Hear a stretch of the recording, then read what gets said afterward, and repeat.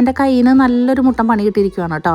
അപ്പോൾ ഓണമൊക്കെ വന്നതിന് മുന്നോടിയായിട്ട് നമുക്ക് വീട് മൊത്തം ഒന്ന് ക്ലീൻ ആക്കുക എന്നൊരു ചടങ്ങുണ്ടല്ലോ. അപ്പോൾ അത് ഒറ്റയ്ക്ക് കൂട്ടിയാൽ കൂടാത്തതുകൊണ്ട് തന്നെ ഞാൻ ജയഗാർഡിൻ്റെ സർവീസ് അങ്ങ് ബുക്ക് ചെയ്തിട്ടോ. അപ്പോൾ മോൻ അലർജിക് ആയതുകൊണ്ട് തന്നെ ഞാൻ അത്യാവശ്യം വീട് നീറ്റായിട്ട് ഇടുന്നത്. അപ്പോൾ എൻ്റെ ചിന്ത ഇവരെ വിളിച്ച് വരുത്തിയാലും അധികമൊന്നും പണിയില്ല എന്നായിരുന്നു. പക്ഷെ അതാ ഈ കാണുന്ന പൊടി സംഭവങ്ങളൊക്കെ നമ്മുടെ കണ്ണിൽ പെടാത്തതാണ് കേട്ടോ. നമ്മളെന്നും അടിച്ച് വാരി തൂത്ത് തുടച്ച് കൊണ്ട് നടക്കുന്ന നമ്മുടെ വീട് ഇങ്ങനെ പല ഏരിയയും നമ്മുടെ കണ്ണിൽ പെടാത്ത പൊടികളുണ്ട് എന്നുള്ള സംഭവങ്ങളൊക്കെ ഇവർ വന്ന് ക്ലീൻ ചെയ്തപ്പോൾ എനിക്ക് മനസ്സിലായി കേട്ടോ. അപ്പോൾ നല്ല വർക്കായിരുന്നു കേട്ടോ. നമ്മൾ അങ്ങോട്ട് എന്താ പറയുക പിന്നാലെ നടന്ന് ഇത് ചെയ്യുക അത് ചെയ്യുമെന്ന് പറയാതെ തന്നെ അവരെല്ലാം നല്ല നീറ്റായിട്ട് ചെയ്തെടുത്തേ. പിന്നെ വന്നിരുന്ന പിള്ളേരാണെന്നുണ്ടെങ്കിലും നല്ല എന്താ പറയുക എഫിഷ്യൻ്റായിട്ട് വർക്ക് ചെയ്യുന്നുണ്ടായിരുന്നു കേട്ടോ.